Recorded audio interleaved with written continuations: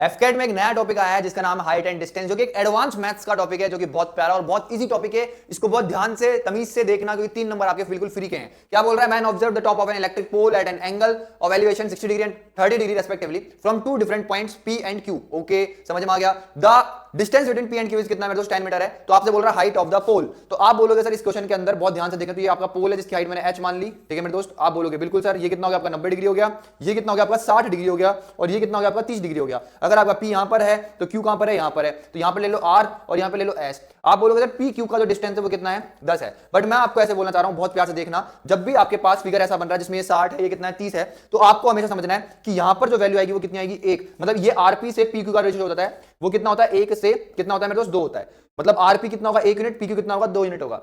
तो आप बोलोगे सर इस 2 की वैल्यू मेरे को कितनी गिवन है? 10 गिवन है। कितनी गिवन है मेरे दोस्त? 10 गिवन है। मतलब ये कितनी गुना है? 5 गुना है। तो आप बोलोगे सर 1 की वैल्यू अपना कितनी हो जाएगी? 5 गुना हो जाएगी। तो आप बोलोगे सर आरपी की वैल्यू कितनी आ गई मेरे पास? कितनी आ गई? 5 आ गई। तो आपको ये ध्यान रखना है, अगर आपके पास एक ऐसा ट्राइंगल है जिसमें ये कितना है? 90 डिग्री है, ये कितना है? 60 डिग्री है, ये अगर ए है तो ये कितना होता है? A√3 होता है। तो आप बोलोगे सर अगर मेरे पास आरपी की वैल्यू 5 है तो इसकी एच की वैल्यू कितनी हो गई? आप बोलोगे सर 5√3 हो गई। मतलब कहने का क्या है, अगर आपको कुछ ट्रिक्स पता है तो हाइट एंड डिस्टेंस से इजी चैप्टर कोई है ही नहीं।